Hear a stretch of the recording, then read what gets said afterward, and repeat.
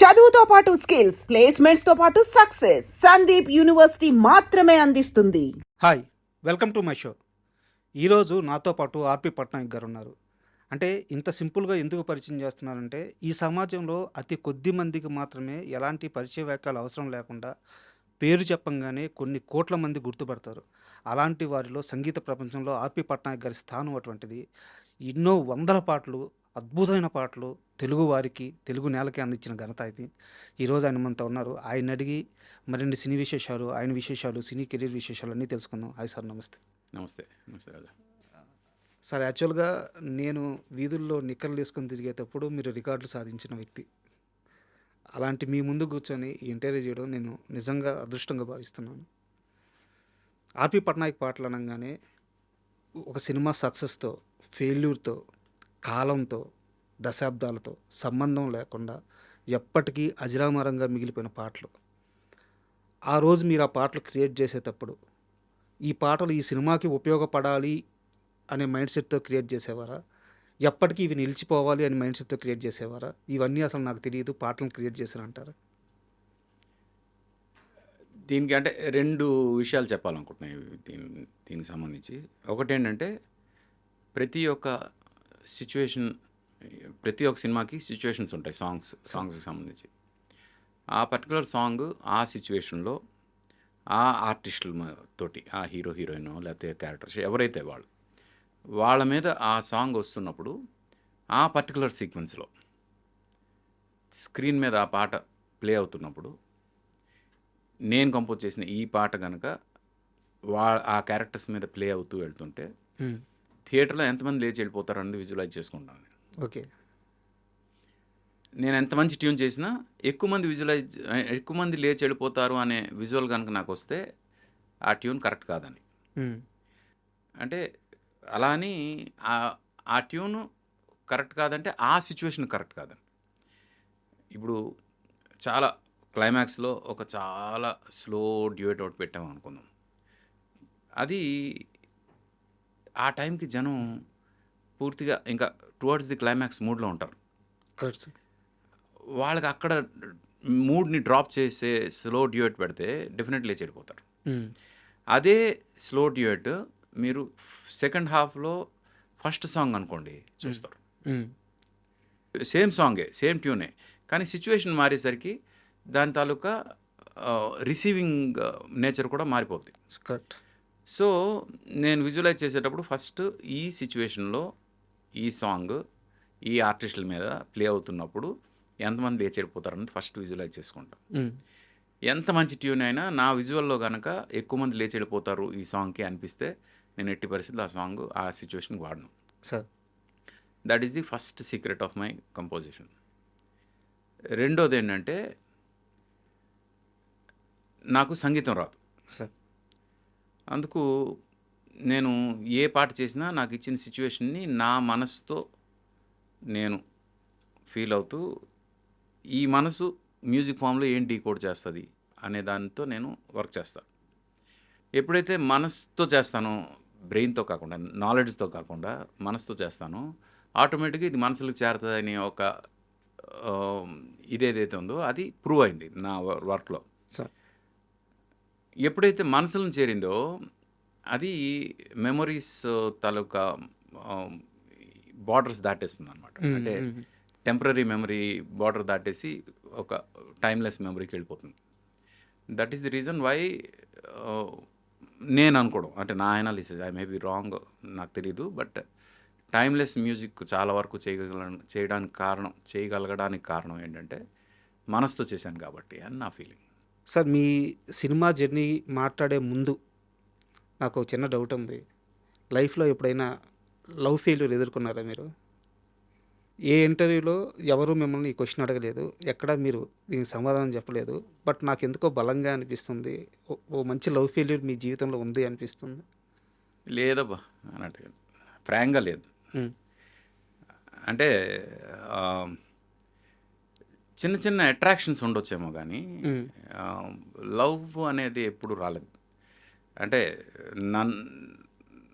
నాకెవరు ప్రపోజ్ చేయలేదు, నేను ఎవరికి ప్రపోజ్ చేయలేదు. అంటే ఎవరైనా అమ్మాయి అందంగా ఉంటే అందంగా ఉంది అనే అలా అంతవరకే తప్పితే ఈ అమ్మాయితో ప్రేమలో పడాలి, ఈ అమ్మాయితో ఉమ్, ముందుకు నడవాలి అలాంటి ధైర్యం నేను ఎప్పుడు చేయలేదు. అవతల వాళ్ళు కూడా ఎవరు నాతో ధైర్యం చేయలేదు. అందుకు అలాంటి స్టోరీలు ఏమి లేవు. But I'm very much happy with my wife. Sir and పెళ్లి చేసుకున్నాక I have a great love story నాతో, నా వైఫ్తో. బట్ మీ డౌట్ కారణం నాకు తెలుసు. సార్ ఏంటంటే ఇంత మంచి లవ్ సాంగ్స్ లవ్ ఫెయిల్యూర్ ఉన్న వాళ్ళకే వస్తాయని. సార్ బట్ నేనేమంటానంటే అలాగా మన మూడ్స్ని మన ప్రొఫెషనల్ని కలపకూడదు అంటాను నేను. ఎందుకంటే ఇప్పుడు ఒక చావు మీద ఒక సాంగ్ చేయండి అంటే చచ్చిపోవాలా? చచ్చిపోతేనే ఆ సాంగ్ తాలూకా ఎసెన్స్ మనకు తెలుస్తుంది. కాబట్టి ఇప్పుడు చచ్చిపోయి మళ్ళీ బతికొచ్చి చావు మీద సాంగ్ చేయాలంటే అవ్వదు కదా. సార్ అలాగే లవ్ సాంగ్ చేయాలి అంటే లవ్లోని ఫెయిల్ అవ్వాల్సిన అవసరం లేదు, లవ్లో పడాల్సిన అవసరం లేదు. మనం చేసే వర్క్ మీద లవ్లో పడితే చాలు. సార్ నాకు నా వర్క్ మీద ఉన్నంత లవ్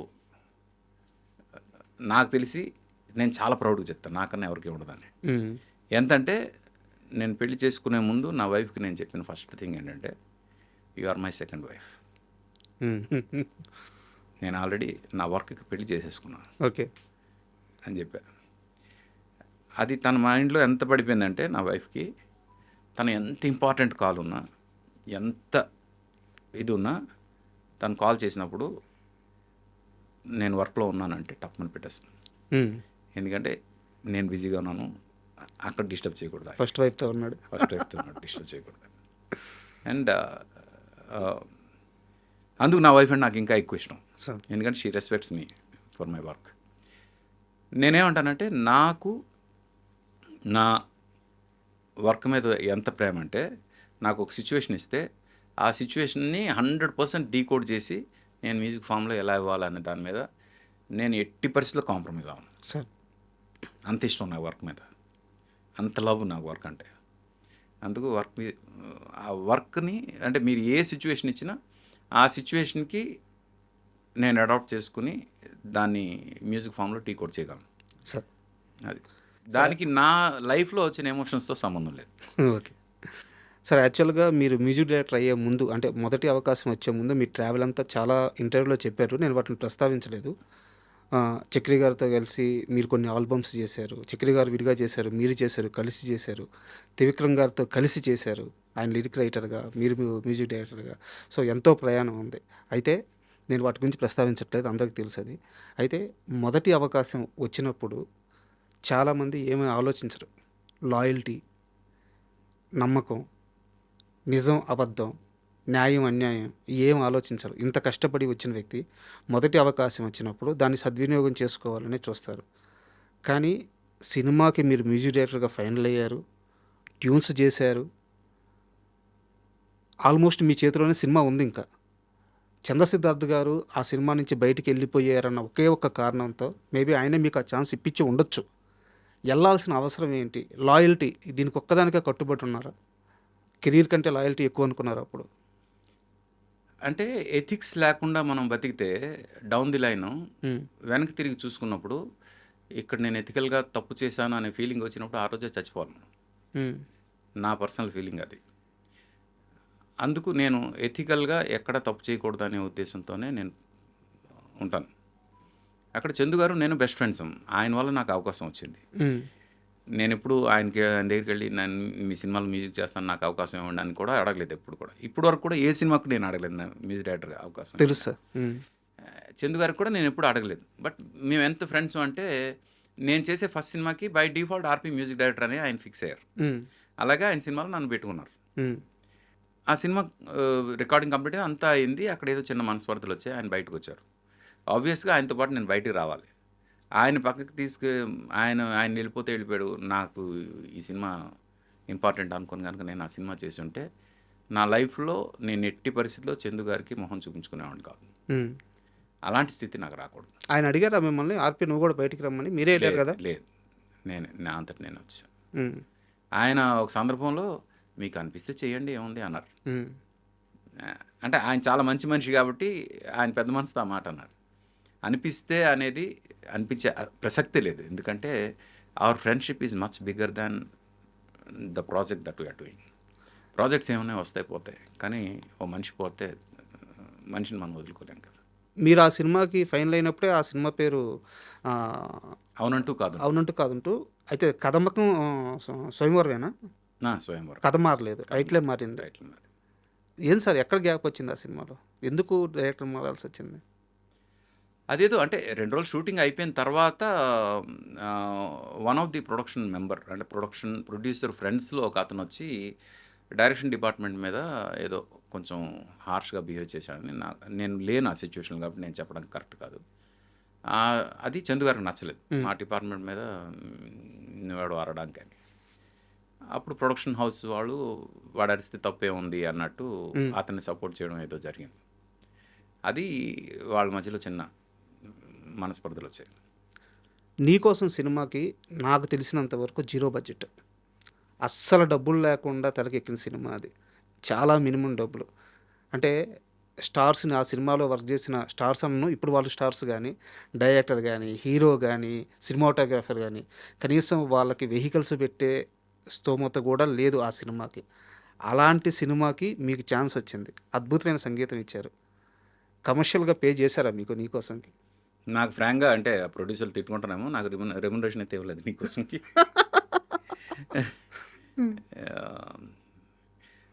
అంటే ఫస్ట్ సినిమా కాబట్టి నేను ఓకే వచ్చిందిగా చాలు అనే దీంతోనే ఉన్నాను. But faced some problems for sure. యాక్చువల్గా ఆ సినిమాకి మ్యూజిక్ డైరెక్టర్ దేవిశ్రీ ప్రసాద్. తనది ఆ సినిమాలో కొంటె బాపు పాట ఉంది కదా, ఆ పాట దేవి చేసింది. మిగతా పాటలు నేను చేశాను. అయితే దేవి చెన్నైలో ఉంటాడు కాబట్టి దేవి కోసం చెన్నై వెళ్ళి యాక్చువల్లీ అది దేవి ఓకే అయ్యి సినిమా కొంత షూట్ అయ్యేంత వరకు ప్రొడ్యూసర్స్ వేరే.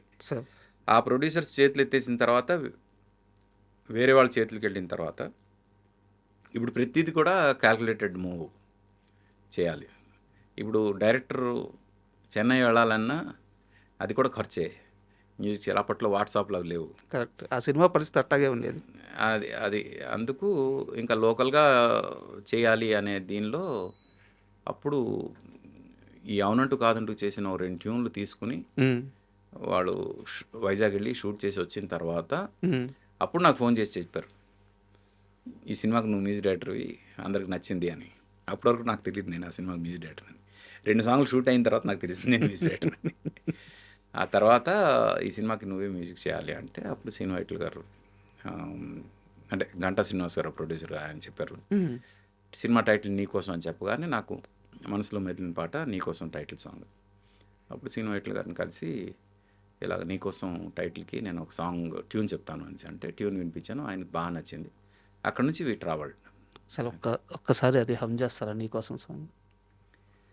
నీకోసం నీకోసం నీకోసం నీకోసం ఎప్పుడు లేని ఆలోచనలు ఇప్పుడే కలిగెను ఎందుకు నాలు, నీకోసం నీకోసం ఈ లోకమిలా ఏదో కలలా నాకంతా కొత్తగా వింతగా కనిపిస్తూ ఉంది, నీకోసం నీకోసం.